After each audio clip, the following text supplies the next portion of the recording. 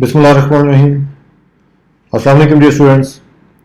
I am Arif and I welcome you all to lecture number 31 on the subject of computer organization and assembly language programming. The title of today's session is Debugging C Programs with GDB. Well dear students, this is a sort of bonus session. If you already know as how to debug your C or C++ programs using GDB, you can skip this session. However, if you are not comfortable with GDB, then this session is a must for all the future sessions of this course. So here is the agenda. First, we will have a quick recap of the C compilation process. We will see different debuggers that we can use. We will understand how we can compile, load and run programs inside GDB and get information about that process. And after all this theoretical background, then we will practically do all this on our Linux terminal in our demonstration. And in the second part of the session, first we will understand as how we can get help inside GDB, setting the breakpoints, watch points, stepping through your code, examining and modifying variables, the concept of convenience variables, and setting conditional breakpoints. After having an idea about all these concepts, we will practically play with them on the Linux terminal in our demonstration. Finally,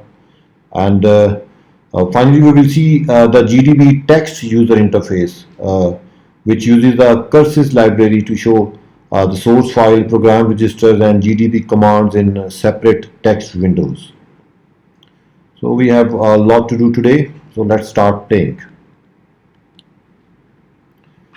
Okay, so let's start with the recap of the C compilation process, and this we have done in the lecture number 1 of the course as well.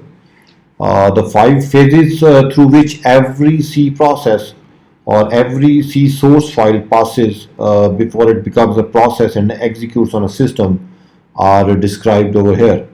The pre-processing, the compiling, assembling, linking, and finally the loading. And all the commands to perform these steps along with the brief description is also shown over here.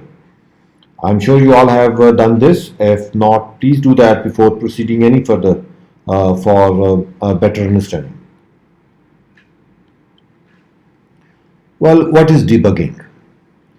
Dear students, debugging is the science and art of finding and eliminating bugs in a computer program. And a debugger is a program running another program.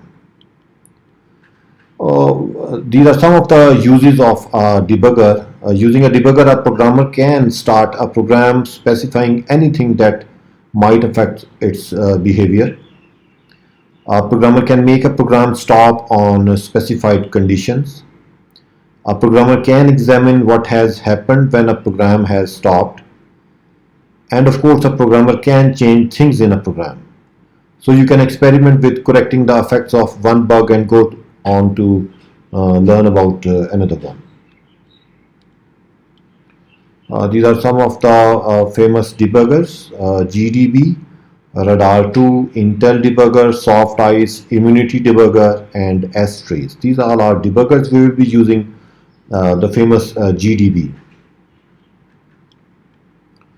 So what is GDB? Well, dear friends, GDB is the GNU project debugger that allows you to see what is going on inside another program while it executes, or maybe what another program was doing at the moment it crashed.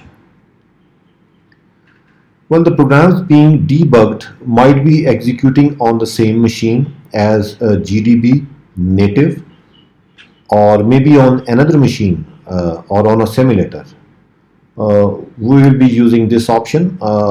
We will be running GDB on the same machine, and the process which we will be debugging will also be running on the same machine. Well, GDB is a portable debugger that can run on most popular Unix as well as Microsoft Windows variants, as well as on the Mac OS X.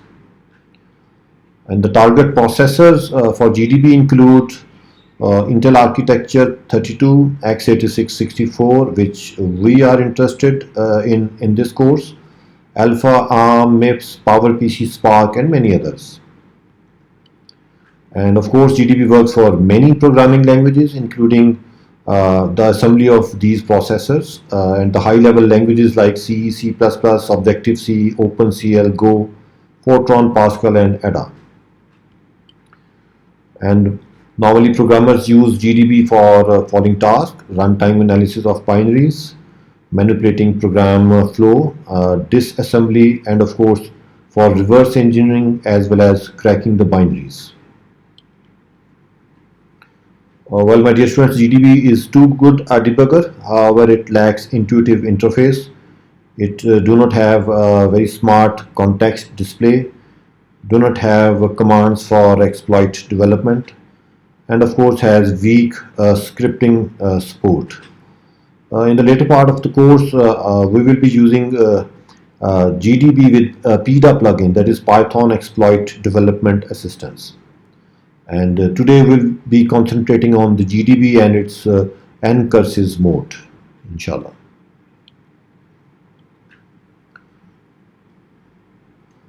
Well, you can use the command line interface, which we will be doing in this part of the course. However, there are many GUI interfaces of GDB as well, like the famous DDD, Data Display Debugger, and Nemiva. And if you have been using IDEs, these are the IDEs which use GDB at their backend. Well, dear students, I'm assuming that you have already installed the required toolchain, including the command line version of GDB. If you have not, you can always use sudo apt-get install for this purpose. Well, this slide summarizes as how we can compile, load, and run programs inside GDB. So first of all, in order to load and properly analyze a program in GDB, you need to compile it with the -G or the -G GDB option. This -G GDB option is used for the compilation process. And this is done to instruct the compiler to keep the debugging symbols inside the object files which are created after the compilation. And then there are two ways to load a program in GDB. The first is you run the command GDB and you enter the prompt of the GDB, and then you give the command of the GDB, that is file, and followed by the executable name. Or maybe on the Linux terminal you can simply give the command GDB followed by the executable name. Well, dear students, once GDB is running and has a program loaded, you can always pass command line arguments to that program using the set command of the GDB. Set args followed by the arguments you want to pass to that program, space separated arguments. And once GDB is running and has a program loaded inside it, and you want to run that program, you simply give the run command. Another way of giving command line arguments to a program is when you give the run command, you follow that run command with the space separated command line arguments that you want to pass to that program. Well, if a program is already running, you can always attach that running process with your GDB using the GDB attach command followed by the process ID. And for that you have to be sudo super user do. Okay, well, this slide shows you the use of this info command that you can use inside GDB to get information about source files, functions, global as well as the local variables. We will soon see this on the terminal, inshallah. So let's move on the Linux terminal and makes our hands dirty by doing all this practically.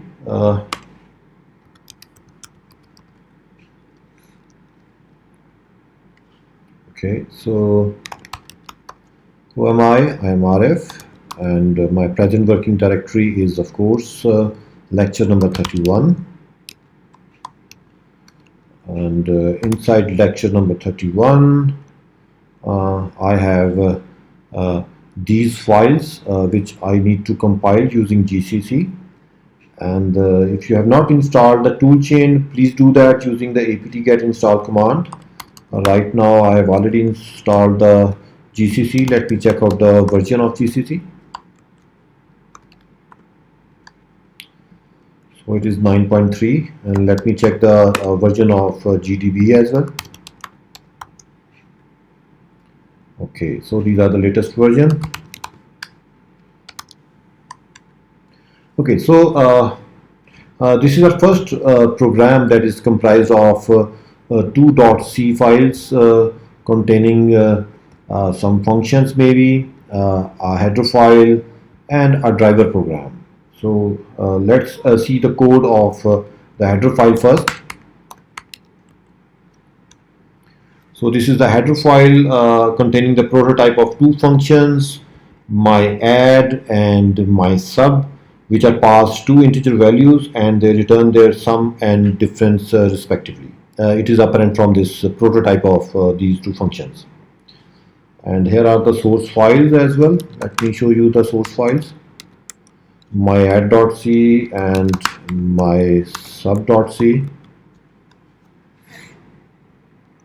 You can see this is a very basic function named myAdd, which is passed two arguments. It creates a local variable answer1, sums up the result and returns the result.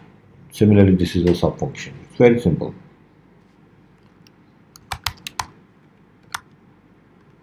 Now let's see the code of the main function that is there in the driver.c program. Let me cat driver.c as well. First of all, we have the header files, and remember this is the header file mymath.h in the present working directory. That is why I have written it in double quotes. We have a global initialized as well as a global uninitialized variable. Well, the main function is receiving two command line arguments. We cast them to integer using the a to I library function. And then we call the two user defined functions my add and my sub to display the sum and the difference of the two numbers received via command line argument. And finally these two printf statements displays the result on screen.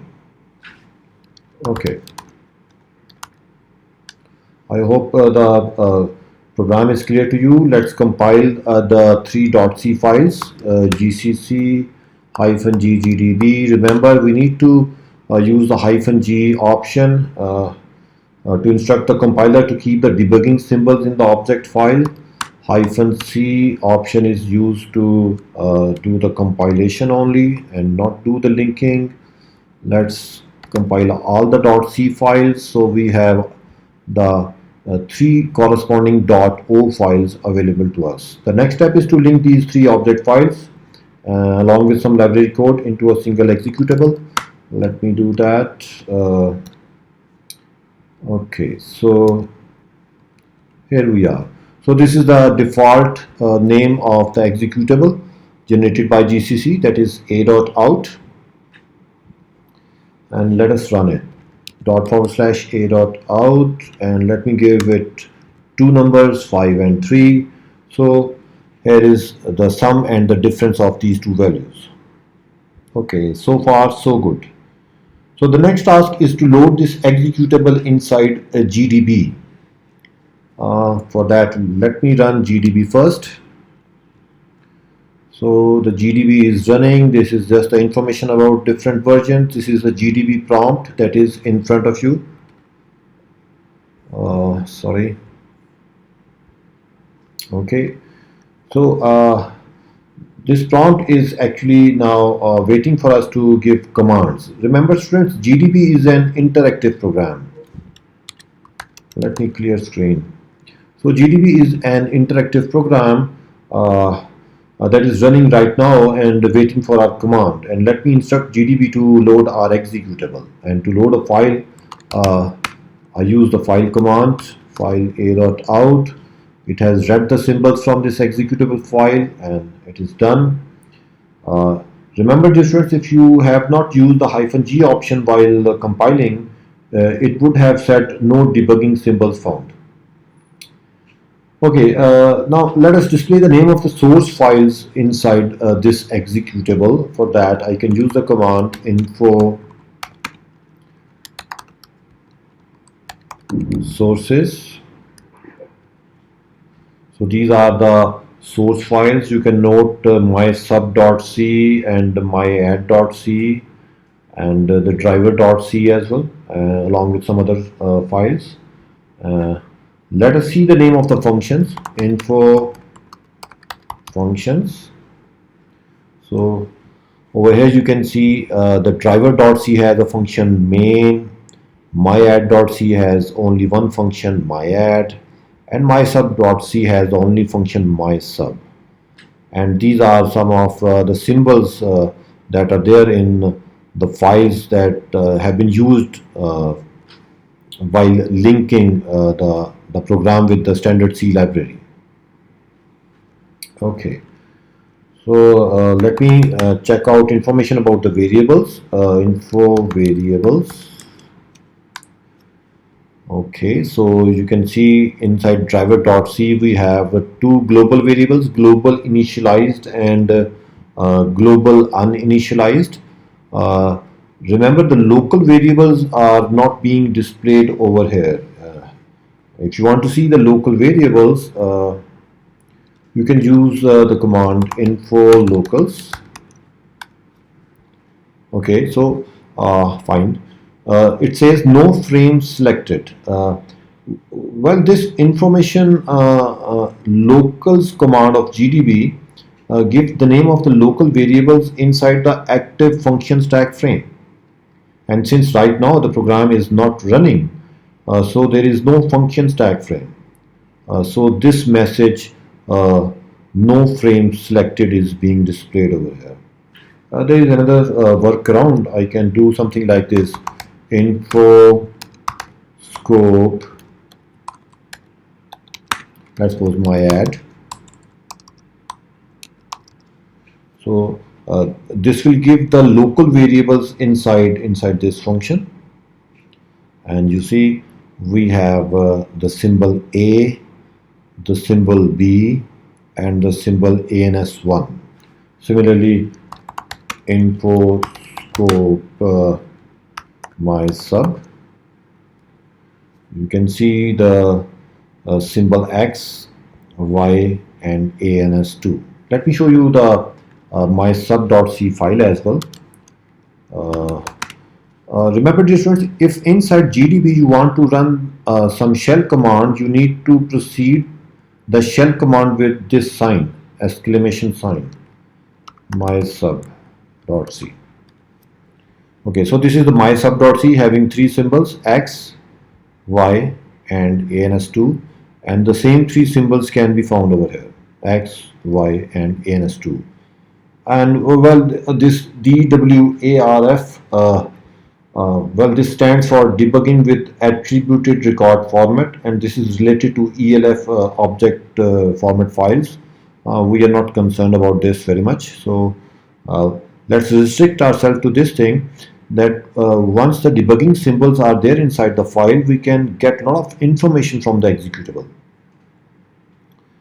My dear students, you have seen that since this program is compiled with the debugging symbols, and if this is delivered and deployed as such, it is a security loophole. So a hacker can gather a lot of information from this executable, and that information can, of course, later be used to get inside your system. Therefore, a smart developer never ships his program with debugging symbols, as this will enable a hacker to analyze, exploit, and perform reverse engineering on your program.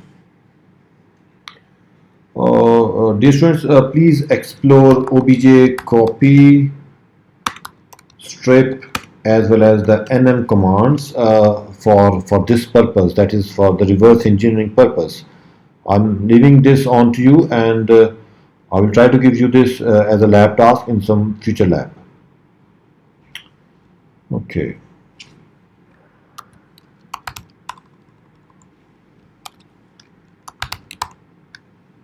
Fine. Let us now run our program inside GDB. Remember, dear students, our program is already loaded. We just need to give the run command and give it the command line arguments, and here it go. So it has executed successfully. We can always give command line arguments and run the program using two separate commands, like set args command can be used to set the command line arguments to uh, the currently loaded process, and later you can run. Once you have set the arguments like this, you need not to mention the command line arguments in the run command. So it has successfully executed. Okay, this inferior. Well, dear students, GDB lets you load multiple programs inside a single session and switch focus between them. GDB use these inferior objects to represent the state of each program. So this is inferior one because we have only one program right now which is loaded inside it. And this is the process ID that have exited normally. So let us quit GDB by pressing Q, and we are back on the Linux terminal. Let us fall back to slides. And now we have a fair idea of how GDB can load and execute a program. Let us learn a few more things about GDB. Well, dear friends, this slide shows you how you can get help when you are inside the GDB. So this is the GDB prompt. You just type the help command and it displays a single line description of 12 different classes in which GDB commands are categorized. And if you want to get list of commands inside a class, you can type help followed by the class name. For example, if you want to get information about different commands inside the breakpoints class, you type help breakpoints and it will display you the description about the different commands inside the breakpoints class. And if you want to get a detailed help about a specific command, then you need to type the help command followed by the command name about which you want to get information. So please, whenever you are stuck somewhere, make use of the help command. Dear students, if the source file is there in the present working directory, then you can always give this list command of GDB that will display 10 lines of source code by default. You can use arguments to the list command to change its behavior as shown over here, and can change the default behavior as well. That is displaying only the 10 lines of code. So please play around with the list command. I will use it when I will move on to the Linux terminal. And let me move now to the concept of breakpoints in debugging. Well, dear students, breakpoint is the place or line of code in your program where you want to stop the execution of your program. And once a breakpoint is hit during execution of a program, you can inspect or modify contents of variables, CPU registers, as well as different memory addresses. And of course, you can set as many breakpoints as you feel like inside GDB. To set a breakpoint, there are different ways. You can either mention the line number, or you can mention the function name, or maybe by the logical address. The break is the command followed by the line number, function name, or the logical address, if you know that. And if you have a multi-file program, you may mention the source file name before that line number. And once you have set different breakpoints and you want to get information about the existing breakpoints in your program, you use the info break command. And the info break command gives you information about the breakpoints and their status as well. And of course, you can enable, disable, delete, and clear breakpoints that are there inside your program using the disable, enable, delete, and the clear command, followed by the breakpoint number as shown over here, 1 and 2. Well, Clear is mostly used to clear all the breakpoints, and delete is used to delete a particular breakpoint. Let's talk about the watch points as well. My dear friends, a breakpoint, as I have already said, a breakpoint stops the execution of a program at a specific location. Watch point acts on variables. This GDB command will set a watch on variable named this, and whenever the value of this variable will change, GDB will interrupt the program and print out the old and the new value. And the way we can get information about the breakpoints, you can always get information about the watch points by this command info watch. And of course, you can enable, disable, delete, and clear watch points as well.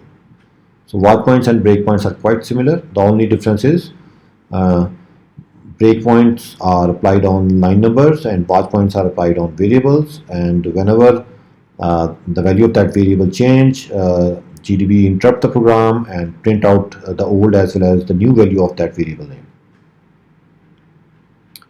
Okay, so once you are done with setting the breakpoints and watch points, the next step is how you can step through your code.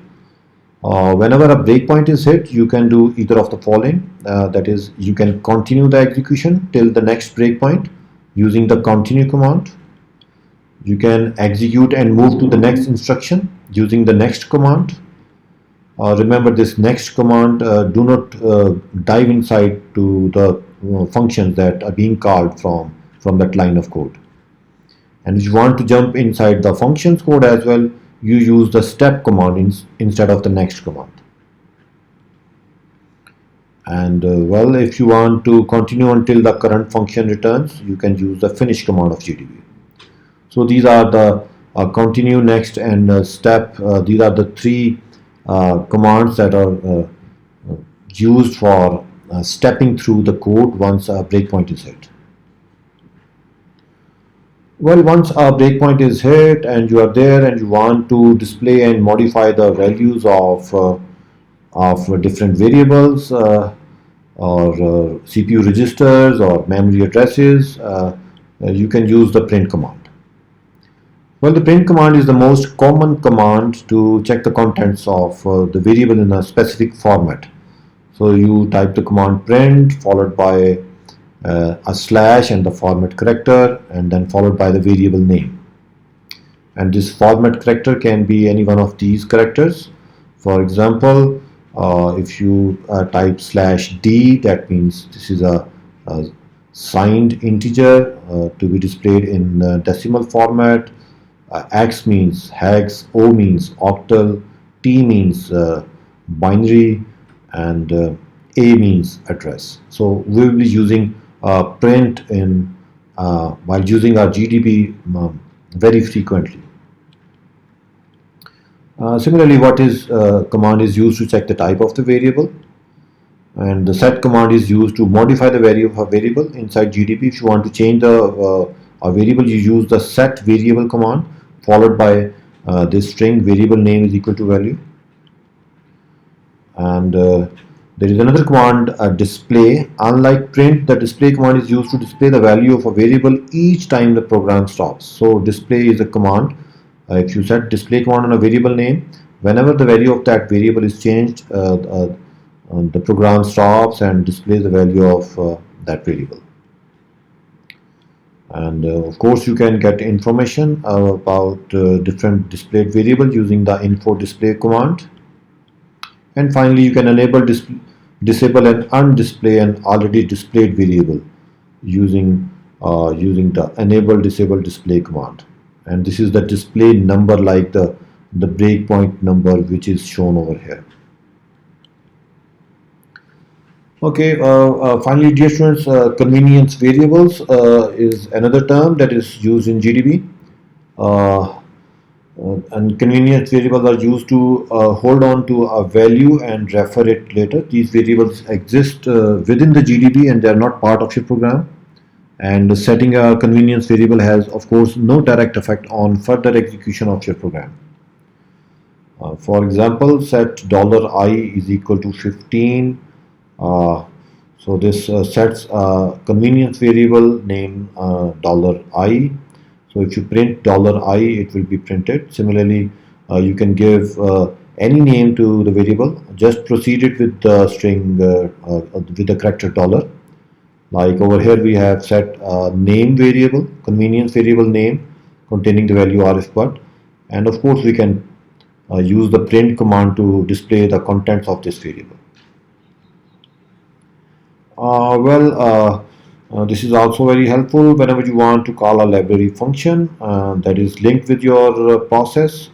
You can use the call command followed by the library function with the values, and you can see over here I have called the strcpy function which has copied this string inside this message, and this has been proved over here when I have printed this variable value.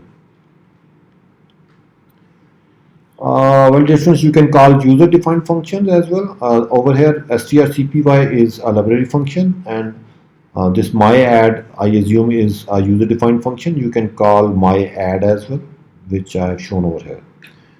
So convenience variable are also of great use in GDB. Whenever you are debugging your program, you can make use of convenience variable to make your life comfortable. Okay, our discussion will remain incomplete if I will not talk about the conditional breakpoints.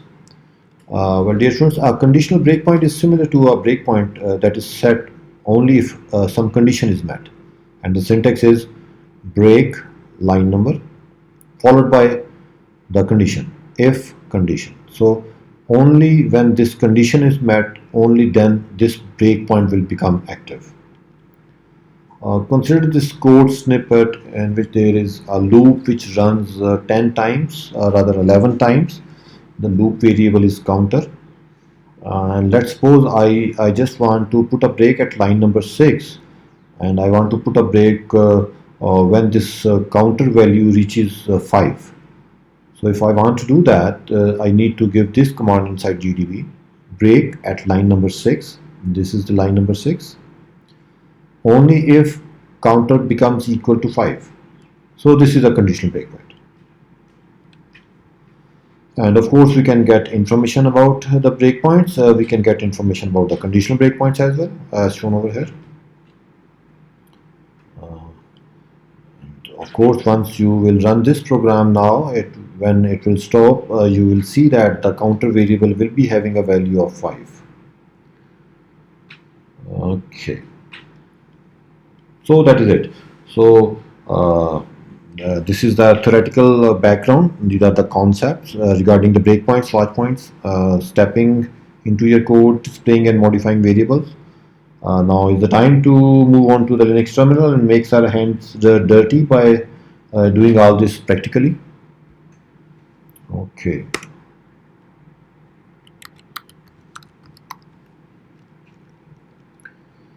Fine. So here it is. Let me move on to ex2. And over here I have a program factorial.c, and before I run it, let me show you its code. Cat factorial.c. Well, this seems to be a simple program that prompts the user to enter a number, get the number inside a variable num, and enter inside a loop, and then calculate the factorial inside the variable fact, and finally displays the output. Let us compile and run this program.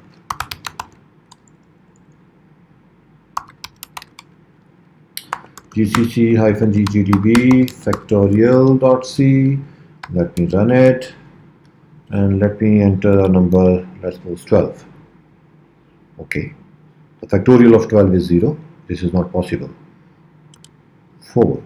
The factorial of 4 is 0. So there is a bug in our program. Although this is a very simple and basic program, we can go inside the code and we can identify that bug, but let me load it in GDB and find and correct the bug. To load it in GDB, we can use GDB in quiet mode and load this program. So in one command, I have loaded this program inside the GDB, and now I'm inside the GDB. Let me show you the listing of this. You see the first 10 lines of the code displayed. Let me put a break at line number 9, and which is this line number 9. Yes, okay. So let me run it. So now it is prompting me for the number. Let me give 12 and we are aware. Let's check out the value of num right now, and I assume since I have given 12, the variable num should contain 12. Print num. Okay, so num contains 12 and the value has been displayed in decimal format. Let me print it in octal format. Okay, in octal this is 1 4, which is equivalent to decimal 10. Let me display it in hex format by using the /x flag. Okay, C is of course decimal 12, and we can show it in binary as well. So of course, dear friends, you can use these flags OXT along with the print command to display the value of this variable in appropriate format. Let me get information about the breakpoints. Okay, so this gives us the information about the breakpoint. We have one breakpoint. This is the address inside the main function factorial.c file, and this tells you that breakpoint has been hit for one time.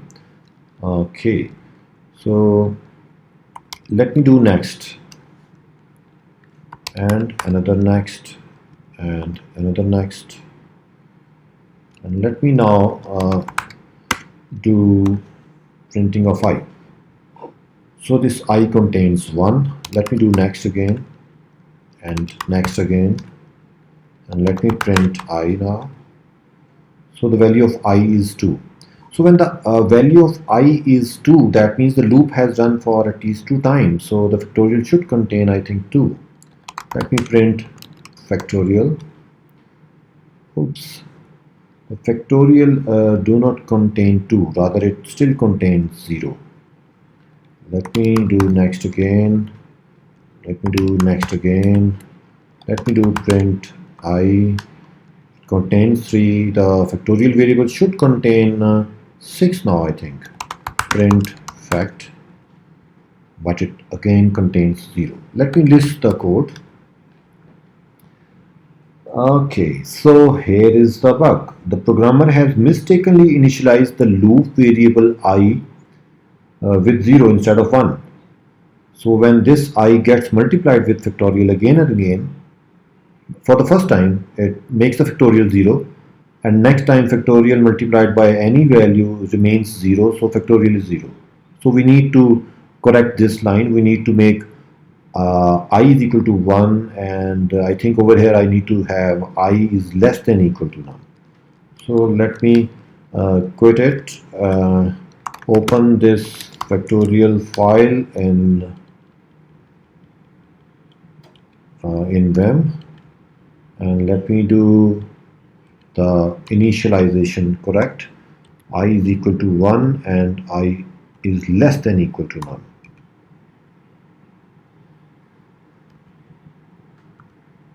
Okay, so I think now it should work.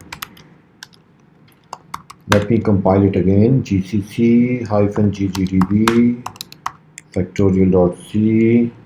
Okay, let me load this program inside GDB in quiet mode.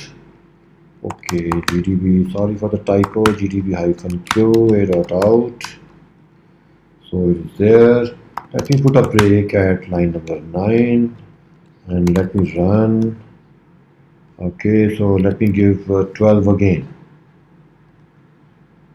Okay, so let's check out again what is the value of variable num. It contains 12. Well, it should contain 12.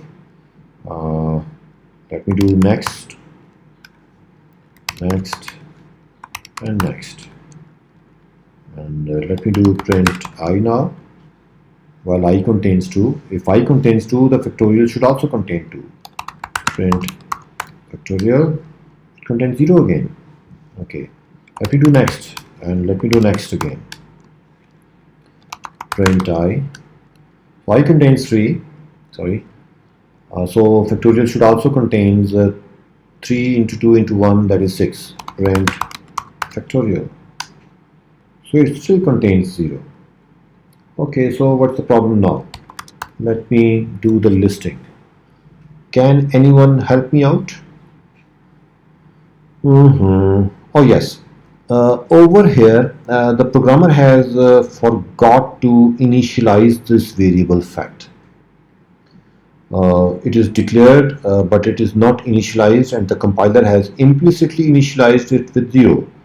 So that's why even when we multiply it with increasing values of I, since this factorial contains 0, so the final result is always 0. So let's correct this bug as well. Let me quit the debugger, open this in Vim, and let me enter in insert mode of Vim, and over here is equal to 1. Let me initialize it to 1, and that is the correct way of doing it.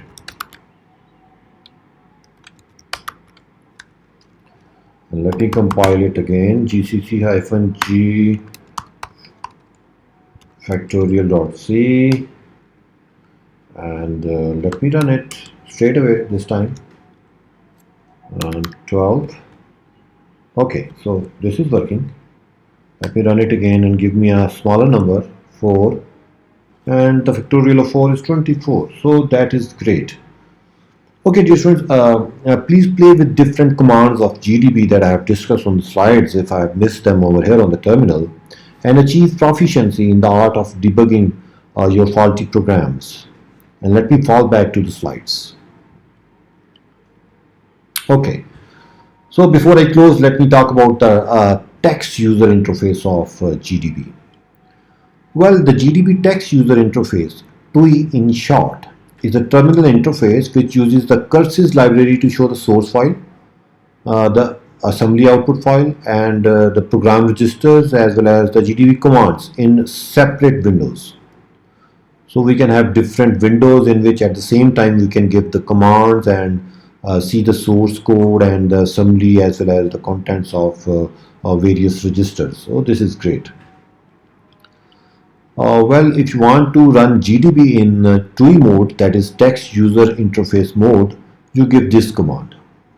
You give the command GDB followed by a -TUI. And if GDB is already running in the command mode, you can give this command to shift to the TUI mode, going TUI enable. Okay, well, just in TUI mode, GDB can display several text windows. First of all, the command window. This will always be there, and this window displays the GDB prompt and get the commands from the user and display the GDB output. Then we can have the source window, which displays the source file of the program along with the current line and active breakpoints. We can have the assembly window that displays the disassembly of the program. We can have the register window that displays the processor registers. And of course, the registers are highlighted when their values change. Well, in text user interface mode, there are different layouts in which different windows like source, assembly, and register windows can be displayed. Well, these are the GDB commands that can be used for this purpose. Layout SRC, layout ASM, layout split, and layout REGS for registers. I will show you this in a short while on the terminal. My dear students, to change the register group being displayed in the TUI register window, you can use this TUI reg command followed by general or float or vector or all. If you give TUI reg general, only the general purpose register will be shown. If you give TUI reg float, only the float registers will be shown. And of course, since there are multiple windows, you can shift focus to any window for scrolling by using the focus command followed by the window name, source, ASM, REDS or CMD. Okay, so let's have a quick demo of this for better understanding. Let me move on to the Linux terminal. Let me clear the screen. Let me check out where I am. I am inside ex2 and we have the a.out. Let me compile it using the -g flag again.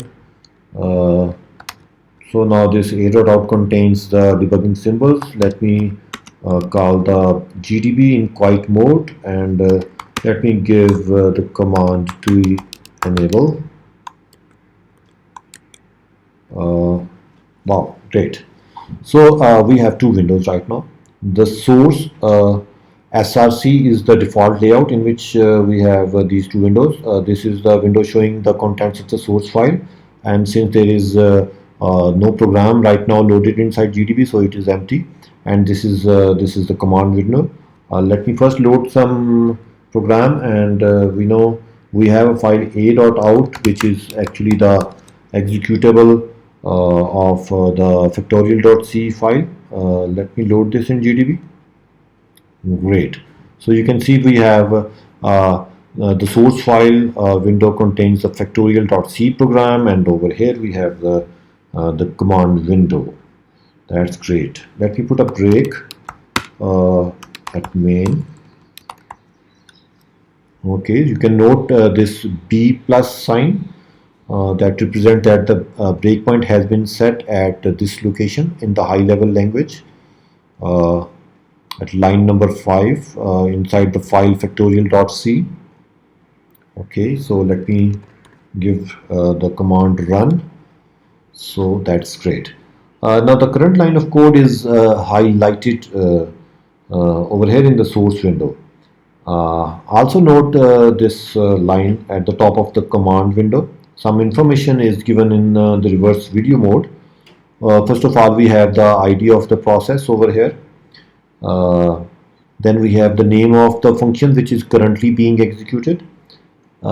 This L5 is the line number of the current line which is being executed, and these are the contents of the PC register. So this is pretty good information that is available to you over here. Fine. Let me show you the other layouts as well, which I have discussed on the slides. Layout ASM. Okay, that's great. So over here now we have the disassembly of that program, and over here, of course, again we have the command window. This assembly format is might be a bit Greek to you. This is actually the AT&T syntax, and we are normally used to of the Intel syntax. Let me change that to Intel format. Set disassembly format or disassembly flavor to Intel. This has not changed. Let me execute one line of code by giving the command next. Okay, so now this is changed. Now this is the Intel format. My dear students, remember there are two formats in which the NASM displays the assembly. One is the AT&T and the other is the Intel. I will talk about these two assembly formats in some future session, inshallah.